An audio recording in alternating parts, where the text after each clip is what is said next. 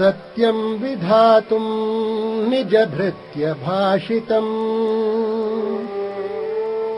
व्याप्तिं च भूतेष्वखिलेषु चात्मनः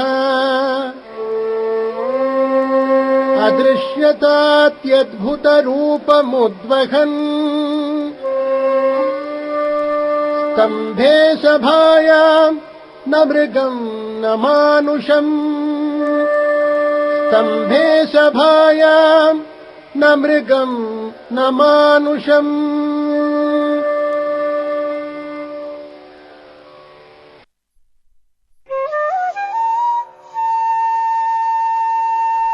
पूज्याय राघवेन्द्राय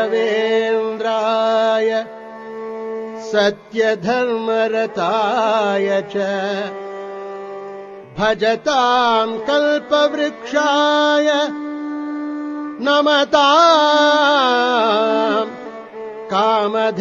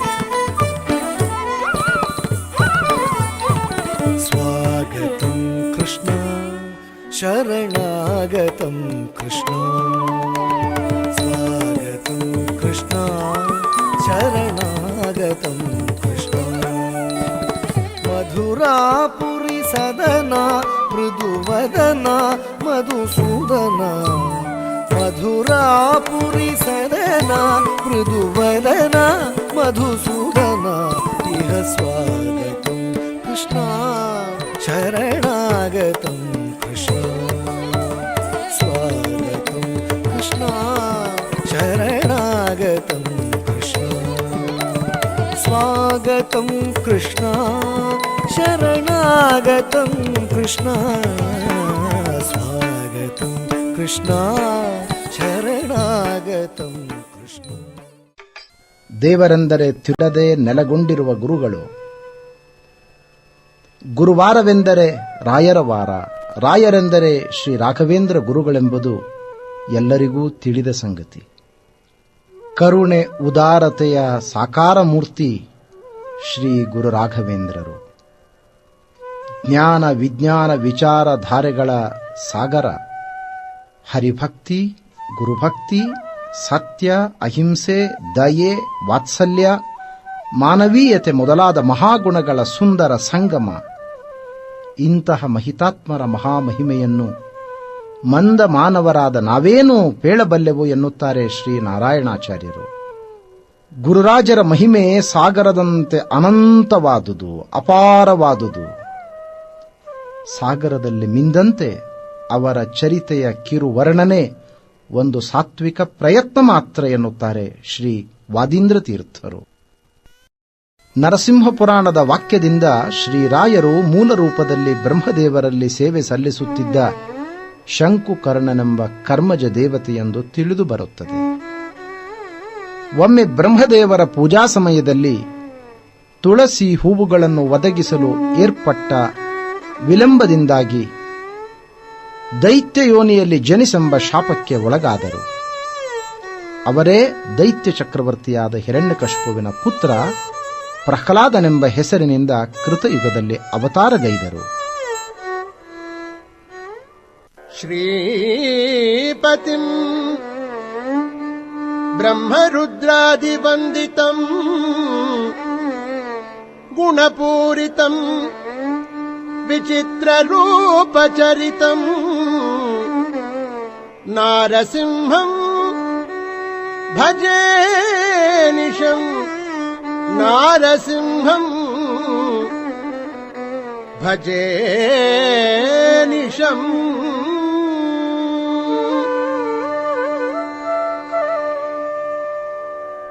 ಅದೇ ನರಸಿಂಹ ರೂಪದಿಂದ ಕೊಟ್ಟ ಮುಕ್ತ ಸ್ಥಾನವನ್ನು ತ್ಯಜಿಸಿ ನೈತಾನ್ ವಿಹಾಯ ಕೃಪಣಾನ್ ವಿಮುಮುಕ್ಷ ಏಕಃ ನಾಣ್ಯಂ ತ್ವದಸ್ಯ ಶರಣಂ ಭ್ರಮತೋನು ಪಶ್ಯೆ ಎಂದು ನರಸಿಂಹದೇವರಲ್ಲಿ ಮೊರೆ ಇಡುತ್ತಾ, ನಿನ್ನನ್ನೇ ನಂಬಿ ಸಂಸಾರದಲ್ಲಿ ತೊಳಲಾಡುತ್ತಿರುವ ಈ ಭಕ್ತ ಜನರಿಲ್ಲದೆ ನಾನೊಬ್ಬನೇ ಹೇಗೆ ಮುಕ್ತನಾಗಲಿ ಎಂದಿದ್ದಾರೆ.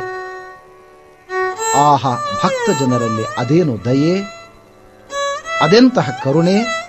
ಇದನ್ನೇ ದೇವಸ್ವಭಾವ ಎನ್ನುವುದು.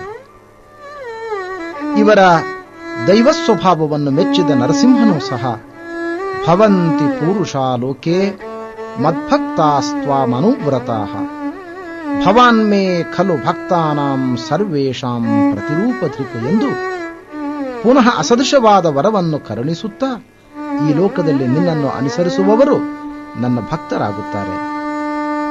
ಹೇ ಪ್ರಹ್ಲಾದ, ನಿನಗಿಂತ ಉತ್ತಮ ವಿಷ್ಣು ಭಕ್ತ ಲೋಕದಲ್ಲಿ ಯಾರಿದ್ದಾರೆ? ನಾರದರೆ ಮೊದಲಾದವರನ್ನು ಬಿಟ್ಟರೆ ನೀನೇ ಭಕ್ತರಲ್ಲಿ ನನ್ನ ಪ್ರತಿಬಿಂಬ ಎಂದು ಹಾಡಿ ಹರಸಿದ್ದಾರೆ. ಮತ್ತೆ ಈ ಪ್ರಹ್ಲಾದ ರಾಜರೇ ದ್ವಾಪರದಲ್ಲಿ ಬಾಹ್ಲಿಕ ರಾಜರಾಗಿ ಶ್ರೀಕೃಷ್ಣನನ್ನು ಸೇವಿಸಿ ಕೃತಾರ್ಥರಾದರು. ಪುನಃ ಕಲಿಯುಗದಲ್ಲಿ ಶ್ರೀಮನ್ಮಧ್ವಾಚಾರ್ಯರ ಪೀಠದಲ್ಲಿ ಶ್ರೀ ವ್ಯಾಸತೀರ್ಥರೆಂಬ ನಾಮಾಂಕಿತರಾಗಿ ಈಸು ಮುನಿಗಳಿದ್ದೇನು ಮಾಡಿದರು ವ್ಯಾಸಮುನಿ ಮಧ್ವಮತವನ್ನು ಉದ್ಧರಿಸಿದ ಎಂಬ ಹೆಗ್ಗಳಿಕೆಗೆ ಪಾತ್ರರಾದರು. ಇಂದು ಎನಗೆ ಗೋವಿಂದ ನಿನ್ನಯ ಪಾದಾರವಿಂದವ ತೋರೋ ಮುಕುಂದನೇ ಮುಕುಂದನೇ. ಇಂದು ಎನಗೆ ಗೋವಿಂದ ನಿನ್ನಯ ಪಾದಾರವಿಂದವ ತೋರೋ ಮುಕುಂದನೇ ಮುಕುಂದನೇ. ಸುಂದರ ವದನನೇ ನಂದ ಗೋಪಿಯ ಕಂದ. ಸುಂದರ ವದನನೇ ನಂದ ಗೋಪಿಯ ಕಂದ. ಮಂದರೋದ್ಧಾರ ಆನಂದ ಇಂದಿರಾ ರಮಣ. ಇಂದು ಎನಗೆ ಗೋವಿಂದ ನಿನ್ನಯ ಪಾದಾರವಿಂದವ ತೋರೋ ಮುಕುಂದನೇ ಮುಕುಂದನೇ. ಸಕಲ ವಿದ್ಯೆಗಳಿಗೆ ಮಾತೃಸ್ಥಾನವೆನಿಸಿದ ಶಾಷ್ಟಿಕ ವಂಶವು ಜಗತ್ತಿನಲ್ಲಿ ವಿಖ್ಯಾತವಾದುದು. ಈ ವಂಶಕ್ಕೆ ಸೇರಿದ ಶ್ರೀಕೃಷ್ಣ ಭಟ್ಟರು ಶಾಸ್ತ್ರ ವಿಶಾರದರು, ಕರ್ಮಠರು, ವೀಣಾ ವಾದನ ಕಲೆಯಲ್ಲಿ ಕುಶಲರೂ ಆಗಿದ್ದರು. ಆಗಿನ ವಿಜಯನಗರದ ಅರಸು ಶ್ರೀಕೃಷ್ಣದೇವರಾಯನ ಆಳ್ವಿಕೆಯಲ್ಲಿ ಕನ್ನಡ ನಾಡು ಬಂಗಾರದ ಬೀಡು, ಗಂಧದ ಗೂಡು ಎಂಬ ನಾಣ್ಣುಡಿಗೆ ಹೆಸರಾಗಿತ್ತು. ಅವನ ಆಳ್ವಿಕೆಯೆಂದು ಕನ್ನಡ ನಾಡಿನ ಸುವರ್ಣ ಯುಗ, ಹಾಗೆ ಕಲೆಗಳ ತವರೂರು. ಶ್ರೀಕೃಷ್ಣದೇವರಾಯನು ಕೃಷ್ಣ ಭಟ್ಟರಲ್ಲಿ ವೀಣಾವಾದನ ಕಲೆಯನ್ನು ಅಭ್ಯಸಿಸಿ ಅವರನ್ನು ಸನ್ಮಾನಿಸಿದನು. ಕೃಷ್ಣ ಭಟ್ಟರಿಗೆ ಕನಕಾಚಲ ಭಟ್ಟರೆಂಬ ಪುತ್ರರೂ, ಅವರಿಗೆ ತಿಮ್ಮಣ್ಣ ಭಟ್ಟರೆಂಬ ಪುತ್ರರೂ ಜನಿಸಿದರು. ತಿಮ್ಮಣ್ಣ ಭಟ್ಟರು ವೇದ ವೇದಾಂಗ ಪಾರಂಗತರೂ, ಮನೆತನಕ್ಕೆ ಬಂದ ವೀಣಾವಾದನದಲ್ಲಿ ಪ್ರವೀಣರೂ ಆಗಿದ್ದರು. ಅವರಿಗೆ ಗೋಪಮ್ಮನೆಂಬ ಗುಣವಂತಳಾದ ಪತ್ನಿ ಇದ್ದಳು. ಇವರೇ ನಮ್ಮ ಮುಂದಿನ ಕಥಾನಾಯಕರ ಮಾತಾಪಿತೃಗಳು. ಕ್ರಿಸ್ತಶಕ 1565ರಲ್ಲಿ ರಕ್ಕಸತಂಗಡಿ ಯುದ್ಧದಲ್ಲಿ ವಿಜಯನಗರ ಪತನವಾದ ಮೇಲೆ ನೂರಾರು ಪಂಡಿತರು ಮಾಂಡಲಿಕನಾದ ಚನ್ನಪ್ಪರಾಜನನ್ನು ಆಶ್ರಯಿಸಿ ಈಗಿನ ತಮಿಳುನಾಡಿನ ತಂಜಾವೂರಿಗೆ ವಲಸೆ ಬಂದರು. ಹಾಗೆಯೇ ತಿಮ್ಮಣ್ಣ ಭಟ್ಟರ ಸಂಸಾರವು ತಂಜಾವೂರು ಸಂಸ್ಥಾನದ ಕುಂಭಕೋಣದಲ್ಲಿ ಶ್ರೀ ವಿಜಯೇಂದ್ರ ಮಹಾಪ್ರಭುಗಳ ಆಶ್ರಯವನ್ನು ಬೇಡಿ ಬಂದಿತು. ತಿಮ್ಮಣ್ಣ ಭಟ್ಟರಿಗೆ ಬಹಳ ಕಾಲ ಸಂತಾನವಿರಲಿಲ್ಲ. ಅನೇಕ ವರ್ಷಗಳ ನಂತರ ತಿರುಪತಿಯ ಶ್ರೀನಿವಾಸನ ಸೇವೆಯಿಂದ ಒಂದು ಹೆಣ್ಣು ಮತ್ತು ಗಂಡು ಮಗುವನ್ನು ಪಡೆದರು. ಮಗುವಿಗೆ ವೆಂಕಮ್ಮನೆಂತಲೂ ಹುಡುಗನಿಗೆ ಗುರುರಾಜನೆಂದಲೂ ಹೆಸರಿಟ್ಟರು. ಒಬ್ಬ ಮಗನಲ್ಲ, ಒಂದು ಕಣ್ಣು ಕಣ್ಣಲ್ಲವೆಂಬ ಗಾದೆಯಂತೆ ದಂಪತಿಗಳು ಶ್ರೇಷ್ಠ ಪುತ್ರನ ಆಕಾಂಕ್ಷೆಯಿಂದ ಮತ್ತೆ ಶ್ರೀನಿವಾಸನ ಕಠಿಣ ಸೇವೆಗೈದರು.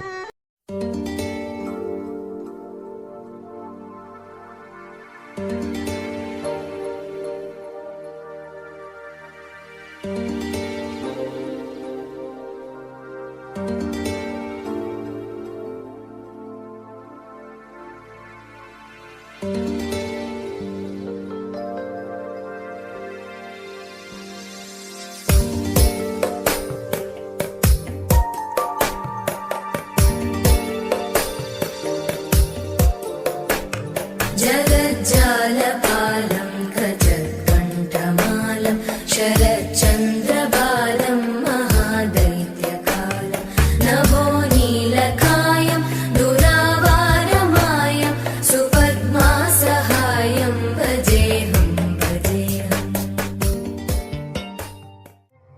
ನ ದೇವ ತೋಷಣಂ ವೃಥಾ. ದೇವದೇವನು ಅವರನ್ನು ನಿರಾಶೆಗೊಳಿಸಲಿಲ್ಲ.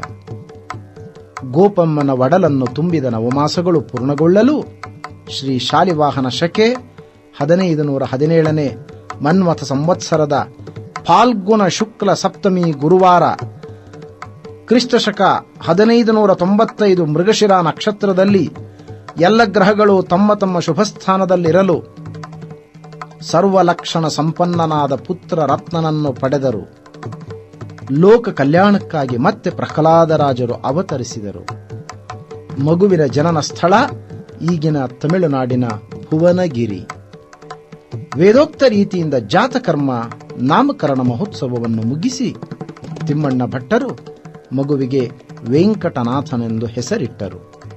ಕ್ರಿಸ್ತಶಕ 1597 ಮಗುವಿಗೆ ಚೌಲ ಸಂಸ್ಕಾರ ಮಾಡಿಸಿ ಅಕ್ಷರಾಭ್ಯಾಸ ಮಾಡಿಸಿದರು. ಅದೇ ನಚ್ಚರಿ ಮರಳಿನ ಮೇಲೆ ಓಂಕಾರವನ್ನು ಬರೆದು ಮಗುವಿಗೆ ಇದನ್ನು ಓಂ ಎಂದು ಅಭ್ಯಾಸ ಮಾಡು ಎಂದು ತಂದೆ ಹೇಳಲು, ಅಪ್ಪ ಓಂ ಅಂದ್ರೇನು? ಓಂ ಎಂದರೆ ಎಲ್ಲ ಮಂಗಲ ಗುಣಗಳ ತವರು ದೇವರು ಎಂದರ್ಥ. ಹಾಗಾದ್ರೆ ಇಷ್ಟು ಪುಟ್ರೇಕೆಯಲ್ಲಿ ಅಷ್ಟೊಂದು ಗುಣ ಇರೋಂತ ದೇವರ ಹೆಸರು ಇರಕ್ಕೆ ಹೇಗ್ ಸಾಧ್ಯ? ತಿಮ್ಮಣ್ಣ ಭಟ್ಟರಿಗೆ ಏನೂ ಹೇಳಲು ತೋರದೆ ಮಗುವನ್ನು ಅಪ್ಪಿ ಮುದ್ದಾಡಿದರು. ತಿಮ್ಮಣ್ಣ ಭಟ್ಟರಿಗೆ ಮಗು ವೆಂಕಟನಾಥನ ಅಭ್ಯುದಯವನ್ನು ಕಂಡು ಆನಂದಿಸುವ ಸುಯೋಗವಿರಲಿಲ್ಲ. ಕೆಲ ದಿನಗಳಲ್ಲಿಯೇ ತಂದೆ ವರ್ಗಸ್ಥರಾದರು. ಅಣ್ಣನಾದ ಗುರುರಾಜಾಚಾರ್ಯರೇ ಸಂಸಾರದ ಭಾರವನ್ನು ನಿರ್ವಹಿಸಿದರು. ಅಗ್ನೇನಯ ಸುಪಥಾರಾಯೇ ಅಸ್ಮಾನ್ ವಿಶ್ವಾನಿ ದೇವವಯುನಾನಿ ವಿದ್ವಾನ್ ಯುಯೋಚ್ಛಸ್ಮಜ್ಜುಹುರಾಣಮೇನೋ ಭೂಯಿಷ್ಠಾಂತೆ ನಮ ಉಕ್ತಿಂ ವಿಧೇಮ. ತಮ್ಮನಿಗೆ ಉಪನಯನ ಸಂಸ್ಕಾರವನ್ನು ಮಾಡಿ ತಮ್ಮ ಭಾವಂದಿರಾದ ಶ್ರೀ ನರಸಿಂಹಾಚಾರ್ಯರಲ್ಲಿ ವಿದ್ಯಾಭ್ಯಾಸಕ್ಕೆ ಕಳುಹಿಸಿದರು. ಪರೀಕ್ಷ್ಯ ಲೋಕಾನ್ ಕರ್ಮಚಿತಾನ್ ಬ್ರಾಹ್ಮಣೋ ನಿರ್ವೇದಮಾಯಾತ್ ನಾಸ್ತ್ಯಕೃತಃ ಕೃತೇನ ತದ್ವಿಜ್ಞಾನಾರ್ಥಂ ಸಗುರುಮೇವಾಭಿಗಚ್ಚೇತ್ ಸಮಿತ್ಪಾಣಿಃ ಶ್ರೋತ್ರಿಯಂ ಬ್ರಹ್ಮನಿಷ್ಠಂ. ವೆಂಕಟನಾಥರು ತಮಗೆ ಗೊತ್ತಿಲ್ಲದೆ ಯೌವನದ ಹೊಸ್ತಿಲನ್ನು ದಾಟುತ್ತಿದ್ದರು.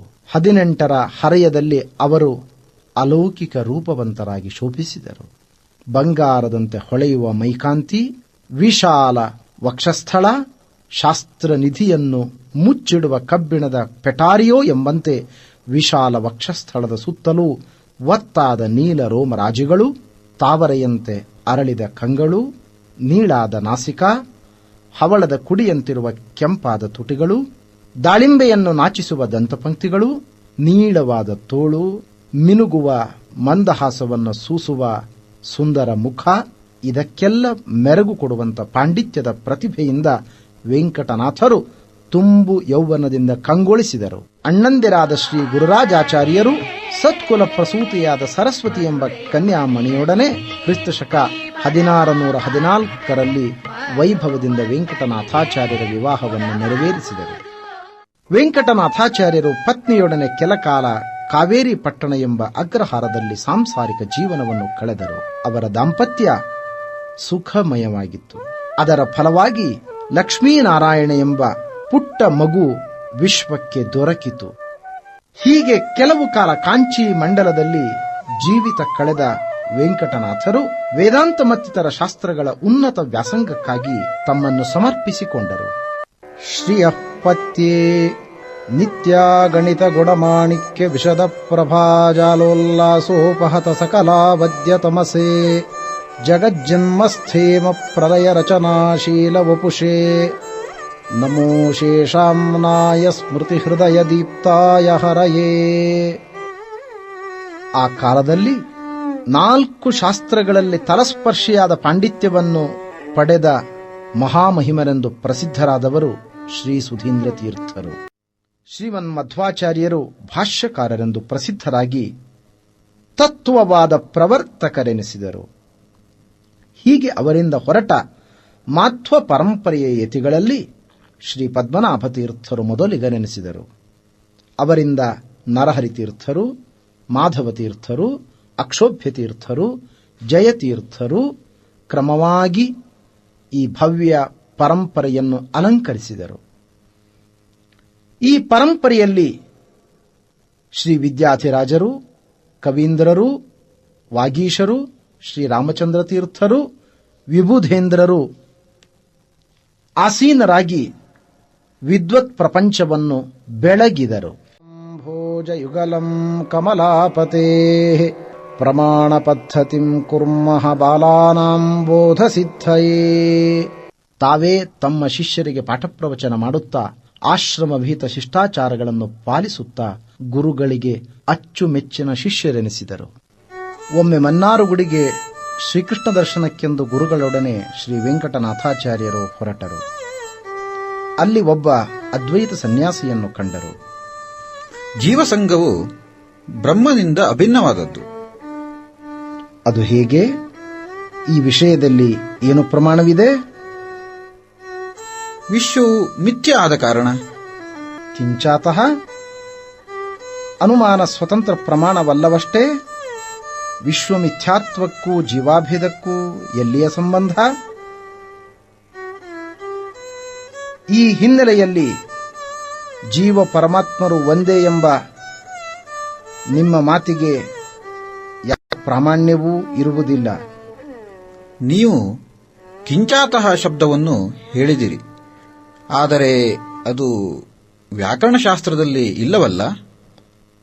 ಏಕಿಲ್ಲ? ನೀವು ವ್ಯಾಕರಣ ಮಹಾಭಾಷ್ಯವನ್ನು ನೋಡಿಲ್ಲವೇನು?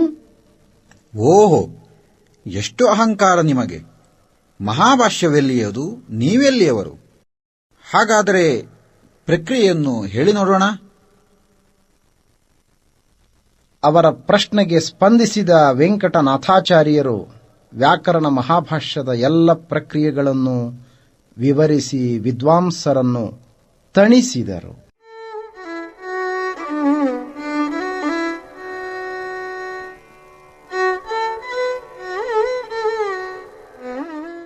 ಈ ಮಧ್ಯೆ ಪ್ರಾರಬ್ಧ ಕರ್ಮವು ಯಾರನ್ನೂ ಬಿಡದು ಎಂಬುದಕ್ಕೆ ನಿದರ್ಶನವೋ ಎಂಬಂತೆ ವೆಂಕಟನಾಥರು ಕೆಲ ಕಾಲ ಬಡತನದ ಬೇಗೆಯಲ್ಲಿ ಬೆಂದರು. ಉಡಲು ಬಟ್ಟೆ ಇಲ್ಲದೆ, ಊಟಕ್ಕೆ ಅನ್ನವಿಲ್ಲದೆ, ಅನ್ನವಿದ್ದರೆ ಕಡೆಗೆ ಊಟದೆಲೆಗೂ ಅಭಾವವಾಗಿ ಅನೇಕ ದಿವಸ ಯಾರಿಗೂ ಹೇಳದೆ ಉಪವಾಸದ ಅನುಭವವನ್ನು ಪಡೆದರು. ಬಡತನದಲ್ಲಿ ಕಟ್ಟ ಕರೆಯ ಪರೀಕ್ಷೆ, ಕುಡಿಯುವ ಪಾತ್ರೆಯನ್ನೂ ಕಳ್ಳರು ಹೊತ್ತು ಕೊಂಡು ಹೋಗಲು ಶ್ರೀ ಸುಧೀಂದ್ರ ತೀರ್ಥರನ್ನು ಆಶ್ರಯಿಸಿ ಮಠವನ್ನು ಸೇರಿದರು ಶ್ರೀ ವೆಂಕಟನಾಥಾಚಾರ್ಯರು. ಸ್ವಾಮಿಗಳು ಆದರದಿಂದ ಅವರನ್ನು ಬರಮಾಡಿಕೊಂಡರು. ಹೀಗೆ ಮಠದಲ್ಲಿ ಸ್ವಲ್ಪ ದಿನಗಳು ಕಳೆಯುತ್ತಿರಲು ಶ್ರೀ ಸುಧೀಂದ್ರ ಸ್ವಾಮಿಗಳು ತಮಗೆ ಸ್ವಪ್ನ ಸೂಚನೆಯಂತೆ ಆಚಾರ್ಯರನ್ನು ಕರೆದು ಸನ್ಯಾಸ ದೀಕ್ಷೆ ತೆಗೆದುಕೊಂಡು ಮತ್ವ ಸಿದ್ಧಾಂತ ಪ್ರಚಾರ ಕಾರ್ಯವನ್ನು ನಡೆಸಬೇಕೆಂದು ತಿಳಿಸಿದರು. ಅವರ ಅಣತಿಗೆ ಬೆಚ್ಚಿದ ವೆಂಕಟನಾಥಾಚಾರ್ಯರು ತಾವು ಆ ಸ್ಥಾನಕ್ಕೆ ಅರ್ಹರಲ್ಲವೆಂದು ನಮ್ರತೆಯಿಂದ ನುಡಿದರು. ಬಾಲಾ ಭಾರ್ಯ ಬಾಲಕೋ ನೋಪನೀತಃ ಬಾಲಶ್ಚಾಹಂ ನಾಶ್ರಮೇ ಮೇಸ್ತಿ ವಾಂಛಾ. ಹೆಂಡತಿ ಚಿಕ್ಕ ಪ್ರಾಯದವಳು, ಸಂಸಾರದ ಕರ್ತವ್ಯಗಳನ್ನು ಪೂರೈಸಿಲ್ಲ ಮತ್ತು ನಮಗೆ ಆಶ್ರಮದಲ್ಲಿ ಅಭಿಲಾಷೆ ಇಲ್ಲ. ತಾವು ನಿರ್ಬಂಧ ಮಾಡಿದರೆ ಮಠದ ಋಣ ತೀರಿತೆಂದು ಪಾಠ ಪ್ರವಚನಗಳನ್ನು ಬಿಟ್ಟು ಮರಳಿ ಹೋಗುತ್ತೇನೆಂದರು. ಆದರೇನು, ಅಂದಿನ ರಾತ್ರಿಯೇ ವಿದ್ಯಾದೇವಿಯು ವೆಂಕಟನಾಥಾಚಾರ್ಯರಿಗೆ ಸ್ವಪ್ನದಲ್ಲಿ ದರ್ಶನ ಕೊಟ್ಟಳು. ನಾನು ವಿದ್ಯಾಲಕ್ಷ್ಮಿ. ನೋಡು, ಸನ್ಯಾಸಿಯಾಗಿ ಯಾರು ಶ್ರೀ ಮೂಲರಾಮನನ್ನು ಪೂಜಿಸುತ್ತಾರೋ ಅವರಲ್ಲಿ ನಾನು ಸದಾ ವಾಸಿಸುತ್ತೇನೆ. ಆದ್ದರಿಂದ ನೀನು ವೇದಾಂತ ಸಾಮ್ರಾಜ್ಯದಲ್ಲಿ ಅಭಿಷಿಕ್ತನಾಗು. ತಥಾಸ್ತು. ಆಚಾರ್ಯರು ಬೆಳಿಗ್ಗೆ ಬೇಗ ಪ್ರಾತರ್ವಿಧಿಗಳನ್ನು ಮುಗಿಸಿ ಶ್ರೀಮಠಕ್ಕೆ ಬಂದು ಗುರುಗಳಿಗೆ ಸ್ವಪ್ನ ವೃತ್ತಾಂತವನ್ನರುಹಿದರು. ಗುರುಗಳ ಆಜ್ಞೆಯಂತೆ ಬಾಲಕ ಲಕ್ಷ್ಮೀನಾರಾಯಣನಿಗೆ ಉಪನಯನ ಮಾಡಿ ಅಣ್ಣ ಗುರುರಾಜಾಚಾರ್ಯರಿಗೆ ಅವನ ಜವಾಬ್ದಾರಿಯನ್ನು ಒಪ್ಪಿಸಿದರು. ಗುರುಗಳ ಬಳಿ ಹೋಗಿ ಸನ್ಯಾಸ ತೆಗೆದುಕೊಳ್ಳಲು ತಮ್ಮ ಒಪ್ಪಿಗೆಯನ್ನು ಸೂಚಿಸಿದರು. ಶ್ರೀ ವೆಂಕಟನಾಥಾಚಾರ್ಯರಿಗೆ ಸನ್ಯಾಸ ದೀಕ್ಷೆ ಎಂಬ ವಾರ್ತೆ ದೇಶದ ಮೂಲೆ ಮೂಲೆಗಳನ್ನು ತಲುಪಿತು. 1543ನೇ ದುರ್ಮತಿ ನಾಮ ಸಂವತ್ಸರ ಫಾಲ್ಗುಣ ಶುದ್ಧ ತೃತೀಯ ದಿನದಂದು ಕ್ರಿಸ್ತಶಕ 1621ರಲ್ಲಿ ರಘುನಾಥ ಭೂಪಾಲನ ಸಮಕ್ಷಮದಲ್ಲಿ ಸಕಲ ವೇದ ವಾದ್ಯ ಘೋಷಗಳು ಮೊಳಗುತ್ತಿರಲು ಅತಿ ವೈಭವದಿಂದ ಶ್ರೀ ಸುಧೀಂದ್ರ ತೀರ್ಥರು ನೂತನ ಯತಿಗಳನ್ನು ವೇದಾಂತ ಸಾಮ್ರಾಜ್ಯ ಸಿಂಹಾಸನದಲ್ಲಿ ಕುಳ್ಳಿರಿಸಿ ಅಭಿಷೇಕಗೈದು ಶ್ರೀ ರಾಘವೇಂದ್ರ ತೀರ್ಥರೆಂದು ನಾಮಕರಣ ಮಾಡಿದರು. ಹಾಗೂ ಸಂಸ್ಥಾನದ ಪ್ರತಿಮೆಗಳಾದ ಮೂಲರಾಮ, ದಿಗ್ವಿಜಯರಾಮ, ಜಯರಾಮ ದೇವರನ್ನು ಮತ್ತಿತರ ಶಾಸ್ತ್ರಗ್ರಂಥಗಳ ಸಮುದಾಯದ ಜೊತೆಗೆ ಶ್ವೇತಛತ್ರಾದಿ ಮಠದ ಇತರ ಮರ್ಯಾದೆಗಳನ್ನು ಕೊಡುತ್ತಾ ಹೀಗೆಂದು ಮನದುಂಬಿ ಆಶೀರ್ವದಿಸಿದರು.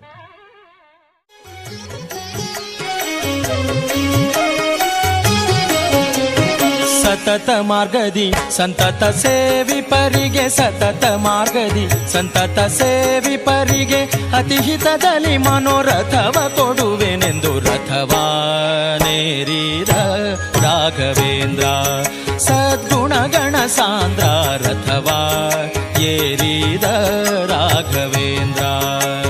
ಸತತ ಮಾರ್ಗದಿ ಸಂತತ ಸೇವಿಪರಿಗೆ, ಸತತ ಮಾರ್ಗದಿ ಸಂತತ ಸೇವಿಪರಿಗೆ ಅತಿಹಿತದಲ್ಲಿ ಮನೋರಥವ ಕೊಡುವೆನೆಂದು ರಥವಾನೇರಿದ ರಾಘವೇಂದ್ರ ಸದ್ಗುಣಗಣ ಸಾಂದ್ರ ರಥವಾನೇರಿದ ರಾಘವೇಂದ್ರ. ಅಂದು ಉದಯಿಸಿದ ಶ್ರೀ ರಾಘವೇಂದ್ರನೆಂಬ ಸೂರ್ಯನು ಜಗದ ಬಾನಿನಲ್ಲಿ ಇಂದಿಗೂ ಕುಂದದೆ ಕಂಗೊಳಿಸುತ್ತಿದ್ದಾನೆ. ಇದಲ್ಲದೆ ತಪಸ್ವಿಗಳ ಆಶೀರ್ವಾದದ ಬಲವೆಂದರೆ ನಂತರ 2 ವರ್ಷ ಕಾಲ ಗುರುಗಳ ಸೇವೆಗೈಯುತ್ತಾ ಅವರೊಡನೆ ಸಂಚಾರ ಮಾಡಿದರು. ಅನಂತರ ಗುರುಗಳು ಶಾಲಿವಾಹನ ಶಕ 1545ನೇ ರುಧಿರೋತ್ಕಾರಿ ಸಂವತ್ಸರದ ಫಾಲ್ಗುಣ ಕೃಷ್ಣ ಬಿದಿಗೆಯೆಂದು ಕ್ರಿಸ್ತಶಕ 1623ರಂದು ನಾರಾಯಣ ಧ್ಯಾನಪರರಾಗಲು ಅವರ ವೃಂದಾವನವನ್ನು ಹಂಪೆಯ ನಡುಗಡ್ಡೆಯಲ್ಲಿ ಪ್ರತಿಷ್ಠೆ ಮಾಡಿ ಮಹಾ ಸಮಾರಾಧನೆಗೈದು ಕುಂಭಕೋಣಕ್ಕೆ ಬಂದರು.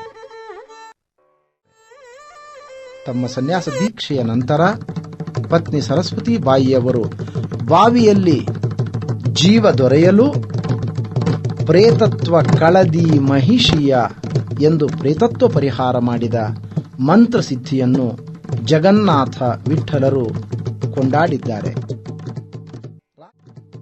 ರಾಯರು ಸನ್ಯಾಸ ದೀಕ್ಷೆಯಾದ ಮೇಲೆ ವಾತಿನಿಗ್ರಹ ಮಾಡುತ್ತಾ ಅರುಣಾಚಲ, ಮಧುರ, ವೃದ್ಧಾಚಲ, ಶ್ರೀರಂಗ, ಕಂಚಿ, ರಾಮೇಶ್ವರ, ನಾಮಗಿರಿ ಹೀಗೆ ಅನೇಕ ತೀರ್ಥಕ್ಷೇತ್ರಗಳನ್ನು ಸಂದರ್ಶಿಸುತ್ತಾ ಶ್ರೀಮನ್ಮಧ್ವಾಚಾರ್ಯರ ಆವಾಸ ಸ್ಥಾನವಾದ ಉಡುಪಿ ಕ್ಷೇತ್ರದಲ್ಲಿ 1 ವರ್ಷಗಳ ಕಾಲ ವಾಸ ಮಾಡಿದರು. ಅಲ್ಲಿ ಚಂದ್ರಿಕಾ ಪ್ರಕಾಶ ಮತ್ತು ನ್ಯಾಯಮುಕ್ತಾವಳಿ ಎಂಬ ಗ್ರಂಥಗಳನ್ನು ರಚಿಸಿ ಶ್ರೀಕೃಷ್ಣನಿಗೆ ಸಮರ್ಪಿಸಿದರು. ಇನ್ನು ಉತ್ತರ ದಿಕ್ಕಿಗೆ ಪಯಣ ಮಾಡುತ್ತಾ ಹರಿಹರ ಕ್ಷೇತ್ರ, ಹಂಪೆ, ನವವೃಂದಾವನಗಳ ದರ್ಶನಗೈದರು. ಅಲ್ಲಿಂದ ಆದವಾನಿಗೆ ಚಿತ್ತೈಸಿದರು. ಆದವಾನಿಯಲ್ಲಿ ವೆಂಕಣ್ಣನೆಂಬ ತಂದೆ ತಾಯಿಗಳನ್ನು ಕಳೆದುಕೊಂಡ ಬಡ ಬಾಲಕನಿದ್ದನು. ಅವನು ವಿದ್ಯಾಭ್ಯಾಸಕ್ಕೆ ಅನುಕೂಲವಿಲ್ಲದೆ ಸೋದರ ಮಾವನ ಮನೆಯಲ್ಲಿ ದನಗಾಹಿಯಾಗಿ ಹಸುಗಳನ್ನು ಕಾಯುತ್ತಿದ್ದನು. ಒಂದು ದಿನ ಸ್ವಾಮಿಗಳು ಆದವಾನಿಯಲ್ಲಿರುವಾಗ ತಪ್ತ ಮುದ್ರಾ ಧಾರಣೆಗಾಗಿ ಅವರ ಬಳಿಗೆ ಹೋದನು. ಅವರಲ್ಲಿ ತನ್ನ ದುರ್ದಶೆಯನ್ನು ವಿನಂತಿಸಿಕೊಂಡನು. ಕನಿಕರಿಸಿದ ಶ್ರೀರಾಯರು ಮಂತ್ರಾಕ್ಷತೆಯನ್ನಿತ್ತು, ಮಹಾ ಆಪತ್ತು ಒದಗಿದಾಗ ನಮ್ಮ ಸ್ಮರಣೆ ಮಾಡು. ಆಪತ್ತು ಒದಗಿ ಬಂದೇ ಬಂತು. ಒಂದು ದಿನ ಅಸುದುಲ್ಲಾ ಖಾನನು ಆನೆಯ ಮೇಲೆ ಕುಳಿತು ಕಪ್ಪ ವಸೂಲಿಗಾಗಿ ಆದವಾನಿಗೆ ಆಗಮಿಸಿದನು. ವೆಂಕಣ್ಣನು ಕುತೂಹಲದಿಂದ ಈ ಜನರನ್ನು ಹಿಂಬಾಲಿಸಿ ಹೊರಟನು. ಸ್ವಲ್ಪ ದೂರ ಹೋಗುವುದರೊಳಗೆ ಅಶ್ವಾರೋಹಿಯೊಬ್ಬನು ರಹಸ್ಯವಾದ ಪತ್ರವೊಂದನ್ನು ಅಸುದುಲ್ಲಾ ಖಾನನಿಗೆ ತಂದುಕೊಟ್ಟನು. ಪತ್ರವನ್ನು ಓದಲು ಯಾರನ್ನೂ ಕಾಣದೆ ಬ್ರಾಹ್ಮಣ ವೇಷದಲ್ಲಿದ್ದ ವೆಂಕಣ್ಣನನ್ನು ಹಿಡಿದು ತರಿಸಿ ಕಾಗದದಲ್ಲಿ ಬರೆದುದನ್ನು ವಾಚನ ಮಾಡಲು ಆಜ್ಞೆ ಮಾಡಿದನು. ವೆಂಕಣ್ಣನಿಗಾದರೋ ಓದು ಬಾರದು, ಅದರಿಂದ ನನಗೆ ಓದು ಬಾರದು ಎಂದು ನಿಜ ನುಡಿದನು. ಆದರೆ ನಂಬುವವರಾರು? ಬ್ರಾಹ್ಮಣನಾಗಿ ಓದು ಬಾರದಿರುವುದೇ, ಓದದಿದ್ದರೆ ಆನೆಯ ಕಾಲಿಗೆ ಹಾಕಿ ತುಳಿಸಿಬಿಡುತ್ತೇನೆಂದನು ನವಾಬ. ಅದಕ್ಕಿಂತ ಮಹಾ ಆಪತ್ತು ಇನ್ನೇನು? ಸ್ವಾಮಿಗಳು ಹೇಳಿದ್ದು ಈಗ ಬಾಲಕನಿಗೆ ಜ್ಞಾಪಕವಾಯಿತು. ರಾಘವೇಂದ್ರ ರಾಘವೇಂದ್ರ ಎಂದು ಕಣ್ಮುಚ್ಚಿ ಧ್ಯಾನ ಮಾಡಿದನು. ಅಷ್ಟೇ ಅವನಿಗೆ ಗೊತ್ತಿಲ್ಲದೆ ಪವಾಡ ನಡೆದು ಹೋಯಿತು. ಪತ್ರವನ್ನು ಬಿಚ್ಚಿದವನೇ ನವಾಬನ ಸೈನಿಕರು ಯುದ್ಧದಲ್ಲಿ ಜಯ ಗಳಿಸಿದ್ದಾರೆಂಬ ವಾರ್ತೆಯನ್ನು ಓದಿ ಹೇಳಿದನು. ತಕ್ಷಣ ಆನಂದ ಭರದಲ್ಲಿ ಅವನನ್ನು ನವಾಬನು ದಿವಾನ ಎಂದು ಕೂಗಿ ಮಾನ್ಯ ಮಾಡಿದನು. ರಾಘವೇಂದ್ರ ರಾಘವೇಂದ್ರ ರಾಘವೇಂದ್ರ ನೆನ್ನಿರಿ, ನಾಮ ಸ್ಮರಣೆಯಿಂದ ನಿಜಾನಂದವನ್ನು ಹೊಂದಿರಿ. ರಾಘವೇಂದ್ರ ರಾಘವೇಂದ್ರ ರಾಘವೇಂದ್ರ ನೆನ್ನಿರಿ. ಶ್ರೀರಾಯರ ಸಂಚಾರದಲ್ಲಿ ಬಿಜಾಪುರ ಪ್ರಾಂತದ ಬ್ರಾಹ್ಮಣನೊಬ್ಬ ಅವರ ಬಳಿ ಬಂದ. ಪೂಜ್ಯ ಸ್ವಾಮೀಜಿಯವರೇ, ನನಗೆ ಮಾಸಿಕ ವೇತನವನ್ನು ನೀಡಬಹುದೇ? ನಾನು ಮದುವೆಗಾಗಿ ಊರಿಗೆ ತೆರಳುತ್ತಿದ್ದೇನೆ. ಮಗು, ಈಗ ನನ್ನ ಕೈಯಲ್ಲಿರುವುದು ಮಣ್ಣು ಮಾತ್ರ. ಪೂಜ್ಯರೇ, ತಮ್ಮ ಅಮೃತ ಹಸ್ತದಿಂದ ಕೊಡಮಾಡಿದ ಮಣ್ಣೂ ನನ್ನ ಬಾಳ ಬಂಗಾರವಾಗಿಸಬಲ್ಲದು. ನಿನ್ನ ಭಕ್ತಿಗೆ ಮೆಚ್ಚಿದೆ.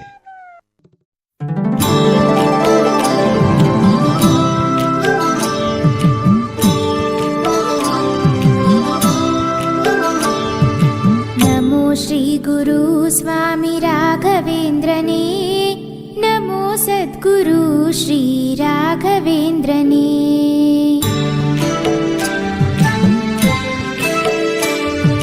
सकल प्रदात्रे हे क्षमा सुरेन्द्रने, लीला पुरुषने हरिपादप्रियने, देव स्वभावा दिविज द्रुमाया, इष्ट प्रदात्रे भवस्वरूपने.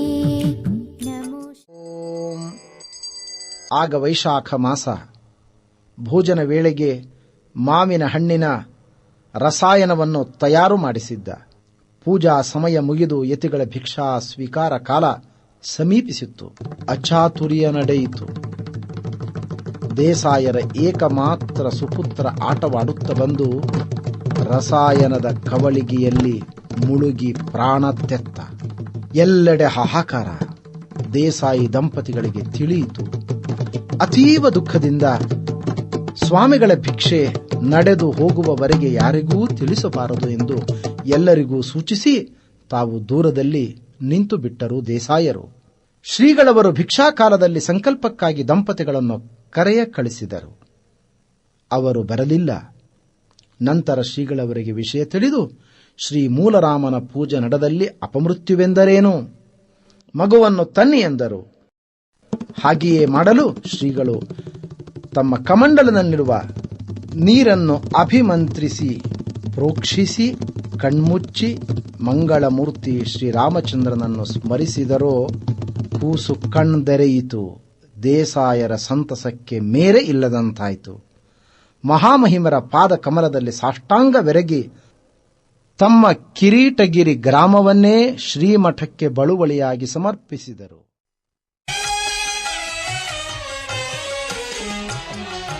ಹಾಲಲ್ಲಾದರೂ ಹಾಕು, ನೀರಲ್ಲಾದರೂ ಹಾಕು ರಾಘವೇಂದ್ರ. ಹಾಲಲ್ಲಿ ಕೆನೆಯಾಗಿ, ನೀರಲ್ಲಿ ಮೀನಾಗಿ ಹಾಯಾಗಿರುವೆ ರಾಘವೇಂದ್ರ. ಹಾಲಲ್ಲಾದರೂ ಹಾಕು, ನೀರಲ್ಲಾದರೂ ಹಾಕು ರಾಘವೇಂದ್ರ.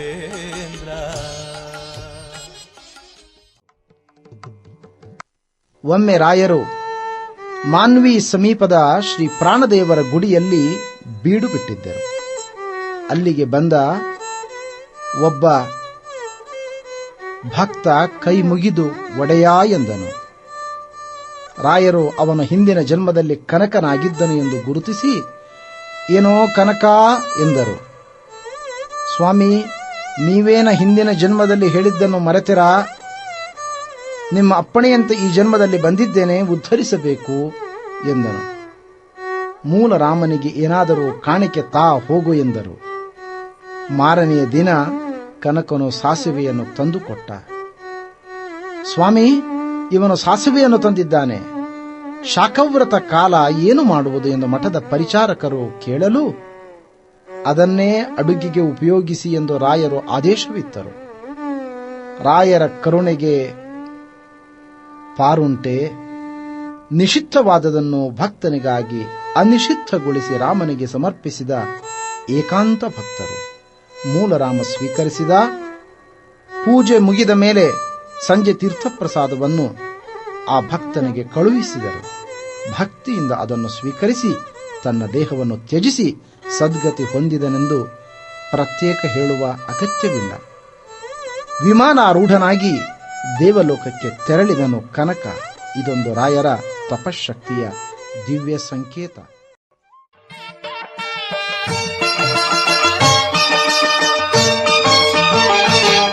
ಗುರುವಾರ ಬಂತಮ್ಮ, ಗುರುರಾಯರ ನೆನೆಯಮ್ಮ. ಗುರುವಾರ ಬಂತಮ್ಮ, ಗುರುರಾಯರ ನೆನೆಯಮ್ಮ. ಸ್ಮರಣೆ ಮಾತ್ರದಲ್ಲಿ ಕ್ಲೇಶ ಕಳೆದು ಸದ್ಗತಿಯ ಕೊಡುವ ನಮ್ಮ ವಾರ ಬಂತಮ್ಮ, ಗುರುವಾರ ಬಂತಮ್ಮ. ಸಂಕೇತ. ಗುರುರಾಜರ ಮಹಿಮೆಯನ್ನು ಕೇಳರಿದಿದ್ದ ನವಾಬ ಸಿದ್ಧಿ ಮಸೂದ ಖಾನನು ಒಮ್ಮೆ ಗುರುರಾಜರನ್ನು ಪರೀಕ್ಷಿಸಬೇಕೆಂದು ಗುರುಗಳ ದರ್ಶನಕ್ಕೆ ಬರುವಾಗ ಬೆಳ್ಳಿ ತಟ್ಟೆಯಲ್ಲಿ ನವಾಬನಿಗಂತೂ ತಡೆಯಲಾರದ ಅಚ್ಚರಿಯಾಯಿತು. ಅವರ ತಪೋ ಮಹಿಮೆಗೆ ತಲೆದೂಗಿ ಅಪರಾಧವನ್ನು ಕ್ಷಮಿಸಬೇಕೆಂದು ನಮ್ರತೆಯಿಂದ ಬೇಡಿದನು. ನೀನು ಚಿಂತಿಸುವ ಕಾರಣವಿಲ್ಲ, ಅದು ರಾಮನು ಮಾಡಿದ ನಮ್ಮ ಸತ್ವ ಪರೀಕ್ಷೆ ಎಂದಿಷ್ಟೇ ನುಡಿದು ಗುರುಗಳು ಸುಮ್ಮನಾದರು.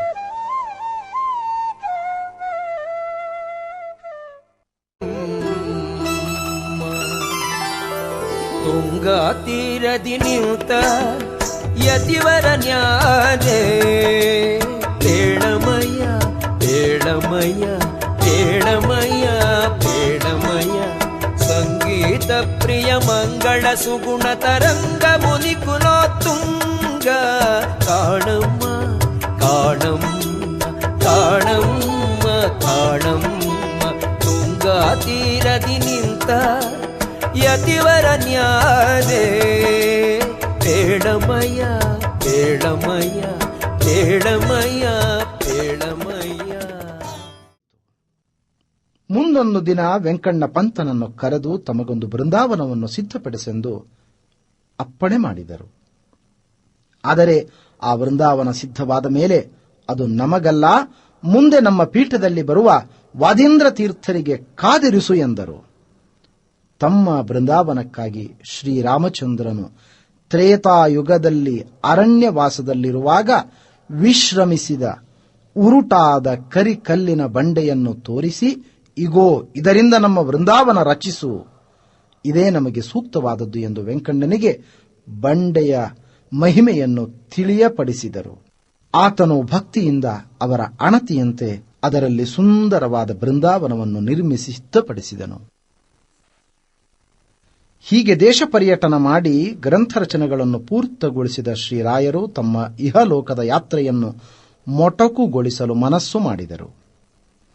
ವೇದಾಂತ ಸಾಮ್ರಾಜ್ಯದಲ್ಲಿ ಶ್ರೀ ಯೋಗೀಂದ್ರ ತೀರ್ಥರನ್ನು ಕುಳ್ಳಿರಿಸಿ ಪಟ್ಟಗೈದು ಶಾಲಿವಾಹನ ಶಕೆ 1593 ಶ್ರಾವಣ ಬಹುಳ ದ್ವಿತೀಯ ಗುರುವಾರ ಕ್ರಿಸ್ತ ಶಕ 1671 ಶುಭ ದಿವಸ ಮಂಚಾಲಮ್ಮನ ಆಜ್ಞೆಯಂತೆ ಮೇಷ ಮಸ್ತಕ ಲಾಂಛನವನ್ನು ಕೆತ್ತಿದ ಮಹದ್ವಾರವನ್ನು ನಿರ್ಮಿಸಿ, ಮೃದಂಗ ಕಹಳೆ ಭೇರಿ ವಾದ್ಯಗಳು ಮೊಳಗುತ್ತಿರಲು, ಸಹಸ್ರ ಸಂಖ್ಯೆಯಲ್ಲಿ ವಿಪ್ರವೃಂದ ವೇದ ಪಾರಾಯಣ ಮಾಡುತ್ತಿರಲು ಪ್ರಸನ್ನ ಚಿತ್ತರಾಗಿ ವೆಂಕಣ್ಣನೇ ಮೊದಲಾದ ಎಲ್ಲ ಶಿಷ್ಯರನ್ನು ಆಶೀರ್ವದಿಸಿ, ಶಿಷ್ಯ ಯೋಗೀಂದ್ರರಿಂದ ಹಸ್ತಲಾಘವವನ್ನು ಸ್ವೀಕರಿಸುತ್ತಾ ರಾಯರು ಸಶರೀರರಾಗಿ ಬೃಂದಾವನ ಪ್ರವೇಶ ಮಾಡಿದರು.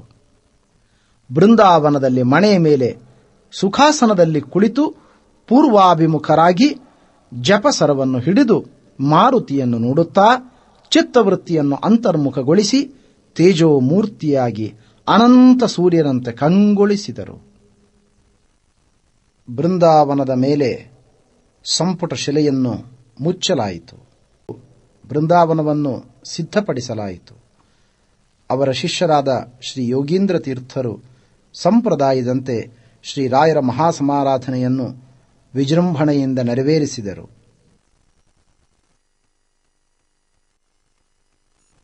ಇವರನ್ನು ಸಶರೀರರಾಗಿ ಇನ್ನು ನೋಡಲಾಗದ ಇಂದಿನ ನಾವಷ್ಟೇ ಅಲ್ಲ ದುಃಖಿತರು.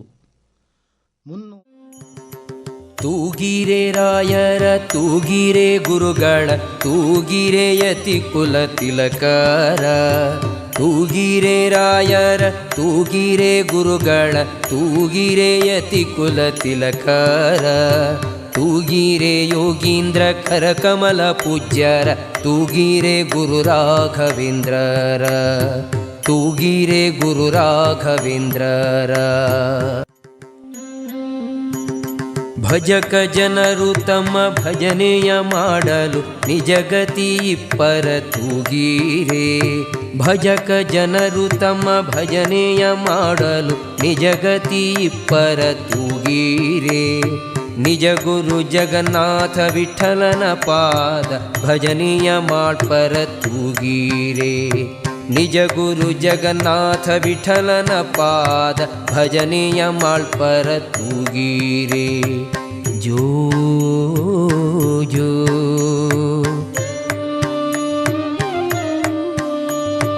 ಜೋ ಜೋ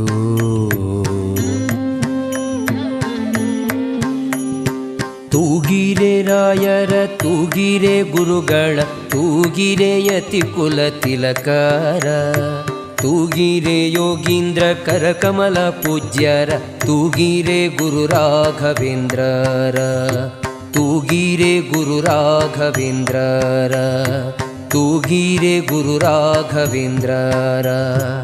ಜೋ ಜೋ ಜೋ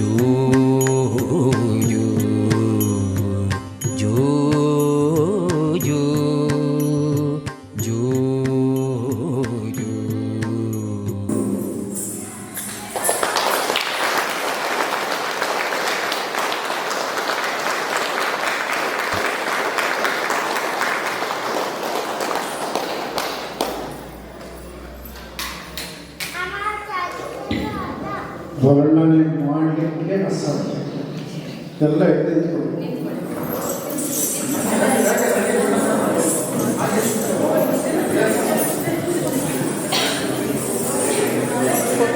ರಾಘವೇಂದ್ರ ಸ್ವಾಮಿಗಳವರು ಅಂದರೆ ಹೇಗಿರ್ತಾರೆ? ರಾಘವೇಂದ್ರ ಸ್ವಾಮಿಗಳು ಎಲ್ಲಿ ಹುಟ್ಟಿದ್ದಾರೆ? ಧರ್ಮದರ್ಶಿಗಳು ಕಾಣಿಸ್ತಾ ಇಲ್ಲ, ಧರ್ಮದರ್ಶಿಗಳ ಧರ್ಮಪತಿಯವರು ಕಾಣಿಸ್ತಾ ಇಲ್ಲ.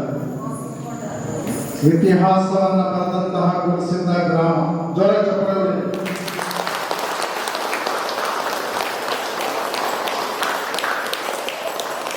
ಭಾರತ ದೇಶದ ಹಿಂದೂ ಸಂಸ್ಕಾರದಲ್ಲಿ ಗತಿವರೇಣ್ಯರಾಗಿ ಭಗವಂತನನ್ನ ವರವನ್ನು ಪಡೆದಂತಹ ಏಕೈಕ ಗುರು ರಾಘವೇಂದ್ರ ಸ್ವಾಮಿಗಳು ಪ್ರಪಂಚದಲ್ಲಿ ಯಾರಿಗೂ 700 ವರ್ಷ ಆಯಸ್ಸಿನ ಪುಣ್ಯಾತ್ಮರಿಗೆ ಮಾತ್ರ 700 ವರ್ಷ ಆಯಸ್ಸು.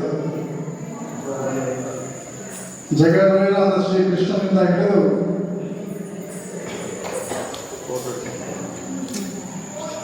ಭೂಮಂಡಲದಲ್ಲಿ ಪೂಜಿಸುವಂತಹ ಸಕಲ ದೇವರನ್ನ ತನ್ನೆಡೆಗೆ ಸೆಳೆದುಕೊಂಡು ಗುರು ರಾಘವೇಂದ್ರ ಸ್ವಾಮಿಗಳ ಒಬ್ಬರನ್ನು ಪೂಜಿಸಿದರೆ ಎಲ್ಲ ಇಷ್ಟಾರ್ಥಗಳು ನೆರವೇರುತ್ತೆ ಎನ್ನುವಂತಹ ಈ ಭೂಮಂಡಲದ ಈ ಭಾರತದ ಈ ಕಲಿಯುಗದಲ್ಲಿ ರಾಘವೇಂದ್ರ ಸ್ವಾಮಿಗಳವರ ಚರಿತ್ರೆಯನ್ನ ಎಷ್ಟು ಅದ್ಭುತವಾಗಿ ತೋರಿಸಿದರೆ ಮೇಘನಾಡ ನಿಜಕ್ಕೂ ಸಹ ರಾಧಾಕೃಷ್ಣ ಅವರು ಪ್ರತಿಷ್ಠಾಪನೆ ಮಾಡಿದರೆ ಬೃಂದಾವನದ ಒಳಗಡೆ ರಾಘವೇಂದ್ರ ಸ್ವಾಮಿಗಳು ಹೇಗಿದ್ದಾರೆ ಅಂತ ಅವರ ಮುಖವನ್ನು ತೋರಿಸದೆ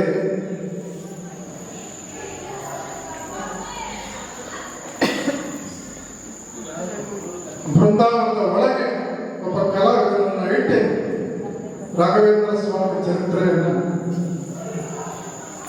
ಇವತ್ತು ನೀವು ತೋರಿಸ್ತೀವಿ. ನಮ್ಮ ಗ್ರಾಮದ ಜನತೆ